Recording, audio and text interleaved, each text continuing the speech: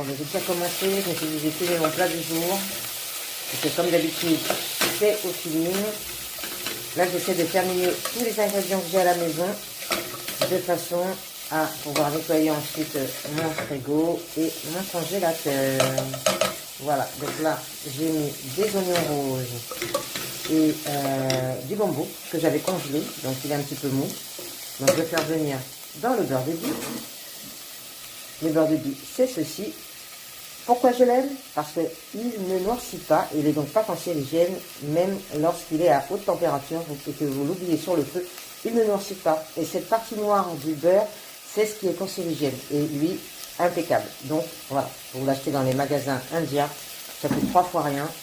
Et en plus, il a un petit goût noisette qui est super bon. Autre particularité, c'est que j'en mets franchement une bonne pâtée à chaque fois et je prends pas de poids. Voilà, je n'ai pas dit qu'il fallait, voilà. Mais ça me rappelle un petit peu le film, je crois que c'est, je sais pas, où elle met du visco, le beurre là pour faire du poulet là, et qu'elle en met une tartine. Bah, là, c'est presque pareil. Du coup, voilà. Donc là, j'ai mis à feu moyen. Je vais faire venir mes oignons. Je vais encore en couper un autre parce que, bah, comme vous savez, j'adore les oignons rouges. Voilà. Et après, je vais mettre du sel et du poivre.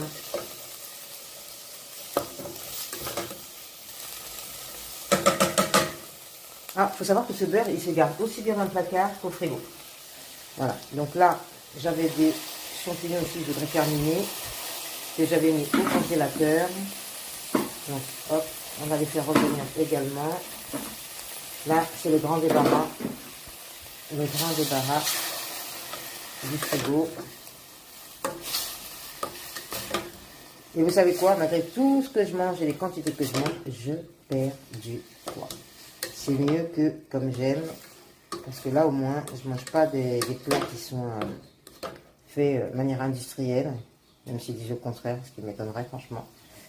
Ne serait-ce que pour les conserver dans les barquettes, il faut bien mettre du conservateur. Là, rien du tout et vous mangez à profusion. Allez, on va laisser tranquillement mijoter. Pendant ce temps-là, je vais... Ah oui, j'avais des pois chiches aussi à terminer. Il me restait également du céleri en branches et les feuilles. Alors les feuilles, elles sont un petit peu amères, du coup ça va rendre un petit peu d'amertume à ma sauce, mais je vais me débrouiller à la fin. Et là, il y a donc mon pois chiche qui est décongelé, que je mets également à l'intérieur. Voilà. S'il le faut, je rajoute du beurre pour qu'il y ait assez pour que tout puisse revenir un petit peu. Je vais un petit peu augmenter le feu parce que je voudrais que ça soit un petit peu frit. Je ne sais pas si vous voyez l'idée un petit peu de ce que je veux. Voilà. Voilà. On va peut-être commencer à rajouter un petit peu de sel, poivre et le bouillon de légumes. Ok. Les premiers oignons ont pris. Le gombo commence à libérer sa texture un petit peu visqueuse. Je vais rajouter le céleri qui a décongelé. Du coup, je vais monter un petit peu le feu parce que je voudrais que ça reste encore avec ce côté feu. Bien qu'il est tout mou et gorgé d'eau. Voilà. Du coup, vous voyez, j'ai augmenté le feu, ça crépite un peu. Je vais tourner, je vais rajouter du beurre. Yes, yes, yes, mon beurre de bie. Ok, on mélange le tout.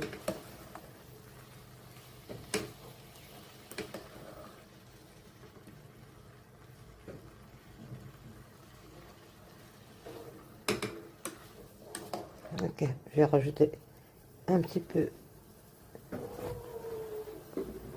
quelques petites échalotes. Ok, j'ai rajouté quelques échalotes. Ok,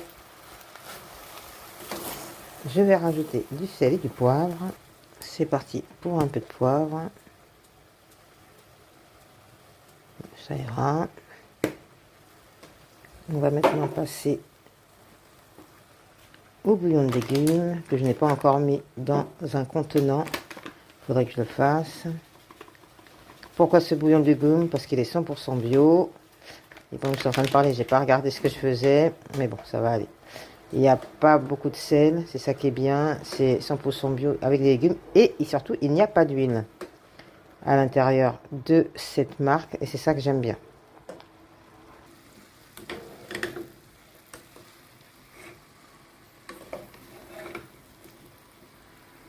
Voilà. Maintenant, un petit peu de sel de Guérande. Et je laisse dans un contenant fermé pour qu'il garde toute sa saveur et qu'il reste un petit peu humide.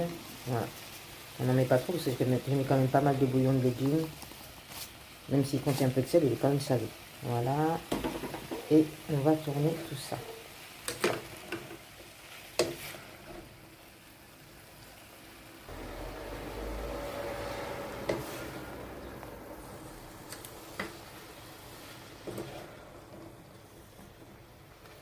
Ok. Je vais rajouter encore un peu de beurre de ghee.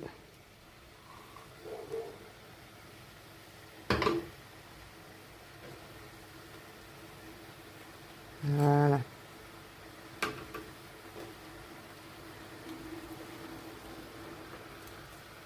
Je vais couvrir et je vais laisser à feu doux. Ah, non, je vais rajouter un petit peu de tomate concentrée. Je ne sais pas si vous vous rappelez dans les autres vidéos, j'avais mis du tomate concentré au congélateur. Voilà. Donc là, je vais couvrir. Ok, regardons ce que ça donne. Oups là. Buée, buée, buée.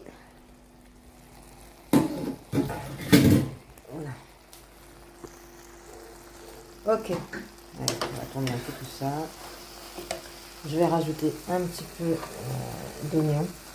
Parce que j'aime bien aussi avoir des oignons qui sont un petit peu croquants. Les autres sont déjà fondants. Puisqu'on les a fait revenir avec les autres ingrédients. Voilà. Ok. Regardez-moi un petit peu ces échalotes. Maintenant, j'adore les prendre des petites. Comme ça, je les mets dans le plat. Là, on va donc maintenant rajouter pour faire la sauce un petit peu de jus de pomme bio. Parce que j'ai pas eu le temps d'en faire. Donc, hop. Comme ça, comme j'ai mis un petit peu trop d'huile, pas d'huile, mais de sel, ça va un petit peu. Voilà, voilà, voilà. Et ensuite, pour épaissir, comme d'habitude, ma farine de patate douce, ou deux fois ce que je prends, c'est de la farine de petits pois, je crois. Voilà, on met ceci. On va tourner et ça va épaissir un peu la sauce qui nous permettra de manger comme à mon habitude avec soit des pommes de terre. Donc aujourd'hui, c'est des pommes de terre ou alors des patates douces. Voilà. Hop. Donc là, on a le goût de la pomme qui ressort. Voilà. On tourne. Bien évidemment, on met à feu doux parce que ça va s'épaissir avec la farine. Donc on met à feu doux.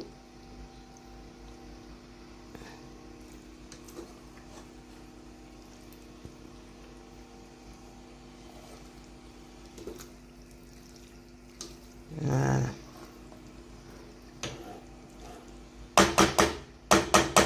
Et on va couvrir. Voilà, j'ai rajouté un petit peu de farine de patate douce et un petit peu de jus de pomme pour faire un peu plus de sauce.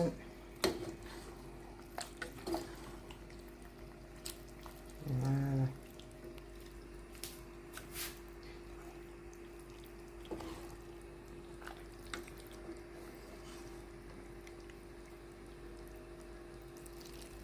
Voilà, bah écoutez, on va couvrir.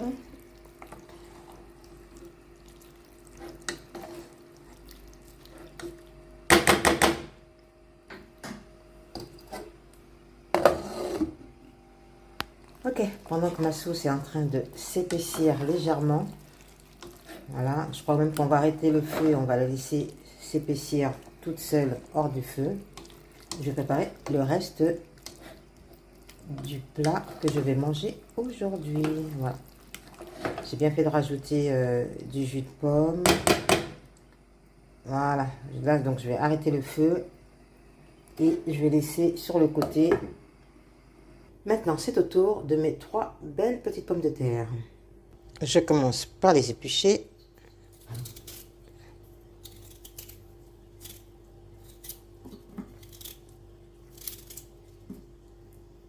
Et de une.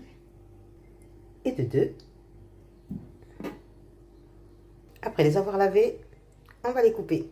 Je les coupe en deux pour les faire cuire plus vite à la vapeur. Voilà. Hop. Et voilà. Ok, on va maintenant passer à la truite que j'ai acheté donc à Monoprix. Je prends plus de saumon parce que le saumon il est vachement gras. Quand il y a beaucoup de blanc, c'est que c'est du gras. Et franchement, les saumons, il y a plus de gras que de bonne chair. Donc là, il était congelé. Donc là, je vais l'ouvrir.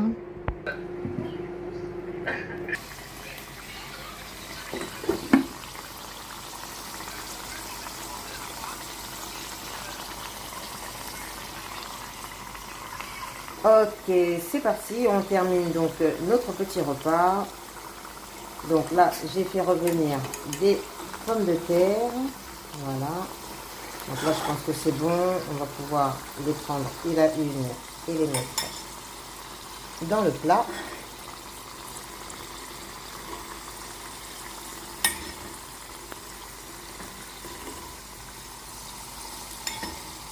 Regardez comme elles sont bien dorées.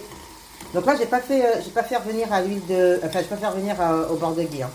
J'ai mis de l'huile de pépins de raisin. Voilà. Donc j'ai fait d'abord cuire les pommes de terre à la vapeur. On les laisse pas trop molles et ensuite donc, je vais arrêter le feu, ce sera quand même mieux. Et ensuite, on fait revenir les petites patates dans un peu d'huile ou un peu de beurre à votre convenance. Elles sont dorées, ça va être succulent. Voilà. J'ai coupé ma truite en petits dés. Elle est prête à être mise également dans l'assiette. C'est parti. Et voilà, on va mettre ça juste ici.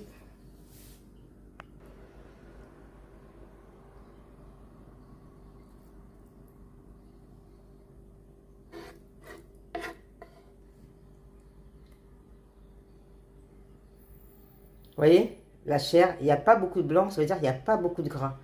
C'est beaucoup mieux que le saumon qu'on nous donne aujourd'hui, qui est pas en élevage, qui est en élevage contrôlé dans des bassins, qui ne bouge pas et qui du coup contient plus de gras que de bonne chair. D'ailleurs, les pauvres bêtes, de toute façon, elles sont élevées dans des conditions abominables. Bon, je suppose que les truites aussi, c'est des truites d'élevage, mais bon, voilà, elle est meilleure et je n'en mange pas souvent. Là, c'était une promo. Du coup, je me suis dit, autant y aller. Voilà, voilà, le plat est quasiment fait. C'est parti pour la sauce. Voilà. Voilà, voilà, voilà. Et là, je plonge ma louche. Voilà. Moi, c'est toujours une bonne louche bien généreuse. Hop. Et voici. Voilà. C'est parfait. Ben, je pense que là, ça ira quand même. Et voilà, mon plat est fait. Alors, le jus de pomme, c'est parfait parce que comme j'avais mis un petit peu trop de sel, la sauce n'est absolument plus trop salée. Voilà. Et là, donc, on a le plat prêt avec des bonnes saveurs à être mangé. Je peux rajouter un petit peu de levure de malt si je veux pour me donner un petit peu de vitamine. Aussitôt dit, aussitôt fait. Voilà, un tout petit peu, pas trop. La levure de malt, c'est comme de la levure de bière. C'est un petit goût de fromage. Voilà. On remet le tout. Et on va manger. Ce que j'aime bien, comme vous le savez, c'est ce mélange de fraîcheur et de chaud. Dans la bouche, c'est super bon. La sauce est très bonne. Les feuilles de... Comment ça s'appelle? Les feuilles de céleri, qui généralement sont amères, là, ne le sont pas du tout. Vu qu'on a laissé tranquillement revenir dans le beurre de ghee. Et puis, qu'on a rajouté du... Comment ça s'appelle? Du jus de pomme. Donc voilà, c'est super bon. Je vous invite à faire la petite recette, de me dire en commentaire si vous l'avez réussi à votre goût. Sur ce, moi, je vous souhaite un bon appétit. Couleur, saveur. À très bientôt.